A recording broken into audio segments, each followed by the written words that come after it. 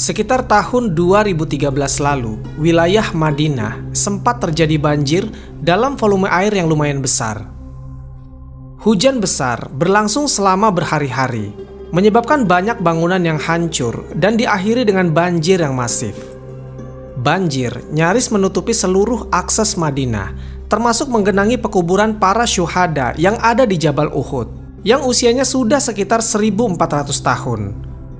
Beberapa orang yang menyaksikan musibah banjir tersebut mengatakan, ketika banjir telah surut di pemakaman Uhud, jasad-jasad para syuhada nampak atau timbul ke permukaan dalam kondisi yang utuh. Beberapa di antara jasad tersebut sudah sulit dikenali, namun ada satu jasad yang disinyalir adalah paman Nabi Shallallahu Alaihi Wasallam, yaitu Hamzah bin Abdul Muthalib. Jasad paman Nabi Shallallahu Alaihi Wasallam ini darahnya masih mengalir dan menebarkan keharuman yang semerbak, meskipun telah dimakamkan pada 1400 tahun yang lalu. Jasad Sayyidina Hamzah mudah dikenali karena diketahui ada luka di dadanya seperti bekas kena tombak dan memiliki postur badan yang tinggi besar. Ketika jasadnya ditemukan, tangannya masih menekup lukanya akibat terkena tombak. Kemudian dari luka di dadanya masih mengalir darah segar. Selain jasad Sayyidina Hamzah, ada satu lagi jasad yang bisa diidentifikasi, yaitu jasad Sayyidina Abdullah bin Jas.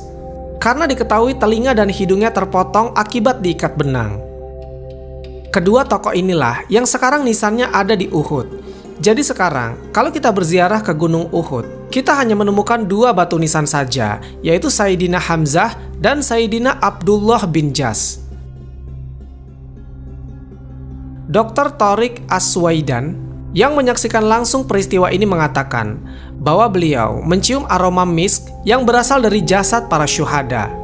Ketika orang-orang mencoba mengangkat jasad para syuhada perang Uhud, persendian lengan salah satu jasad tidak kaku, dan darah-darah dari jasad mereka masih mengalir, layaknya seperti orang yang masih hidup, atau orang yang baru meninggal dunia beberapa jam yang lalu. Dalam satu riwayat diceritakan, Jabir bin Abdillah pernah bercerita bahwa menjelang perang Uhud, ayahku memanggilku pada malam hari. Beliau berkata kepadaku, "Aku merasa akan menjadi orang yang paling pertama gugur di antara para sahabat Nabi. Sungguh, aku tidak meninggalkan sesuatu yang lebih kusayangi selain engkau di samping Nabi Muhammad SAW. Sesungguhnya aku memiliki hutang, maka lunasilah dan bersikap baiklah kepada saudara-saudara perempuanmu." Keesokan harinya, ia pun menjadi orang yang pertama gugur dalam perang Uhud. Ia kemudian dimakamkan bersama orang-orang yang lain dalam satu lubang kubur yang sama. Tetapi hatiku merasa kurang nyaman membiarkan ayahku satu lubang kubur bersama orang lain. 6 bulan kemudian, aku membongkar makamnya dan mengeluarkan jasad ayahku. Jasadnya masih tetap utuh, sama seperti pertama kali aku menguburkannya. Jika dilihat petikan obrolan tersebut, membuktikan di mana ayah Jabir yang terbunuh dalam perang Uhud, dan ketika 6 bulan kemudian makamnya dibongkar, maka ditemukan jasadnya tetap utuh. 6 bulan adalah waktu yang cukup lama, di mana tubuh mayat seharusnya sudah hancur. Penelitian membuktikan bahwa 24-36 jam pertama setelah mayat dikubur, maka bola mata mulai menonjol dan kornea menghitam. Cabang-cabang urat nadi mulai terlihat di perut dan dada. 2-5 hari berikutnya, wajah dan seluruh tubuh menggelembung. Kemudian normalnya, tubuh dari mayat akan keluar bau busuk.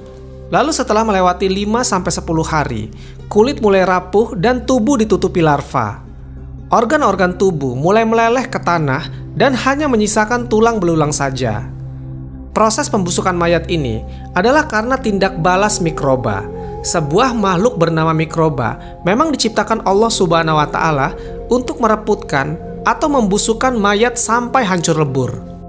Namun anehnya, perintah mikroba untuk menghancurkan mayat ini tidak berlaku pada jasad para nabi, syuhada, dan orang-orang yang hafiz Quran. Pada intinya, Allah Subhanahu wa Ta'ala yang menciptakan mikroba ditugaskan untuk menguraikan makhluk hidup yang telah mati. Maka Allah Subhanahu wa Ta'ala pula yang bisa merubah sunatullah itu pada sesuatu yang dikehendakinya, Jadi, mikroba adalah makhluk yang sangat patuh kepada penciptanya. Mikroba tahu mana jasad manusia yang harus diuraikan dan mana jasad manusia yang diharamkan baginya untuk diuraikan. Sosok Sayyidina Hamzah dikenal punya karakter yang tegas dan keras kepada musuh Islam, yaitu kaum musyrikin. Ketika terjadi perang Uhud, Sayyidina Hamzah termasuk salah satu sahabat Rasulullah SAW yang mati syahid. Sayyidina Hamzah terkenal dengan gelar Singa Allah. Tewas setelah terkena tombak milik seorang budak, yaitu Wahsy ibn Harb.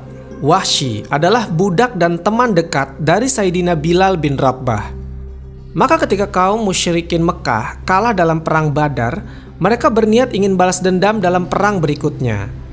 Istri dari Abu Sufyan, yaitu Hindun bin Utbah, yang memiliki rasa dendam yang teramat sangat kepada Sayyidina Hamzah, sebab di perang Badar, Sayyidina Hamzah berhasil membunuh ayah Hindun, yaitu Utbah dan saudaranya. Akhirnya, karena dendam itulah, dia mengutus Wahsy untuk membunuh Hamzah dalam perang Uhud, dengan iming-iming imbalan yang sangat besar, yaitu pembebasan Wahsy sebagai budak. Jadi jika Wahsy berhasil membunuh Hamzah, maka Wahsy akan menjadi orang yang merdeka, tidak menjadi budak lagi. Dalam perang Uhud, pasukan kaum muslimin hanya berjumlah kurang lebih 700 orang, sementara kaum kafir dari Mekah berjumlah 3.000 orang. Dalam pertempuran sengit itu, Sayyidina Hamzah secara tidak terduga terkena tombak yang dilemparkan oleh Wahsy. Dalam kitab Sirah Nabawiyah, karya dari Syekh Safiyur Rahman Al-Mubarakfuri, jumlah korban tewas dari pihak kaum muslimin sebanyak 70 orang, termasuk Sayyidina Hamzah. Kematian Sayyidina Hamzah menjadi luka mendalam bagi Rasulullah SAW karena kasih dan sayang terhadap sang paman. Sayyidina Hamzah merupakan sosok yang paling di depan dalam membela Rasulullah SAW ketika beliau pertama kali diutus menjadi nabi dan rasul oleh Allah Subhanahu wa Ta'ala.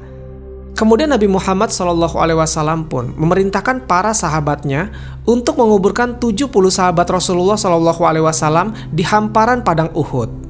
Sampai saat ini, kuburan 70 sahabat Nabi SAW di Uhud dikenal sebagai pemakaman syuhada Uhud. Beberapa tahun kemudian, atas kebesaran Allah Subhanahu wa Ta'ala, Wahsy pun menjemput hidayah dan masuk Islam. Namun mengingat kembali peristiwa perang Uhud itu, Nabi Muhammad SAW sempat meminta Wahsy untuk tidak muncul di hadapan Nabi SAW. Bukan karena dendam, tapi Nabi Muhammad SAW tidak ingin mengingat kembali kenangan manis bersama sang paman yang telah melindunginya. Hal ini pun membuat Wahsy menjadi gugup dan merasa bersalah kendati ia masuk Islam, meskipun dosa lalunya telah terhapus. Wahsy pun kemudian bernazar kepada Allah Subhanahu wa Ta'ala akan membunuh nabi palsu, yaitu Musailamah Al-Kadzab, yang muncul di zaman kepemimpinan Khalifah Abu Bakar As-Siddiq pasca Rasulullah SAW wafat. Ketika terjadi perang Yamamah yang dipimpin oleh Khalid bin Walid, Wahsy membawa tombak yang sama yang digunakannya saat membunuh Sayyidina Hamzah. Perang Yamamah ini terjadi karena Bani Hanifah yang semula muslim menjadi murtad karena dihasut oleh Musailamah sang nabi palsu. Melihat banyaknya pasukan kaum muslimin membuat Bani Hanifah dan nabi palsu Musailamah menarik mundur pasukannya ke benteng pertahanan.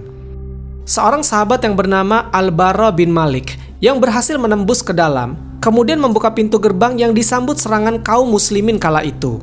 Terjadi kepanikan dari pihak musuh, yang kemudian nabi palsu Musailamah terbunuh oleh bidikan tombak milik Wahsy. Namun di saat yang bersamaan, seorang pemuda Ansor muncul. Dengan cepat dia mengarahkan pedangnya tepat di leher Musailamah. Musailamah mati karena tombak yang sama dengan tombak yang membunuh Sayyidina Hamzah.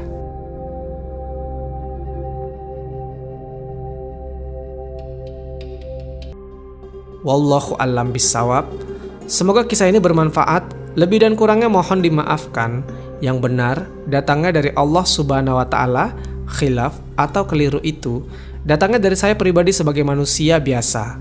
Sampai ketemu di kisah-kisah seru yang penuh makna selanjutnya. Saya akhiri. Wassalamualaikum warahmatullahi wabarakatuh.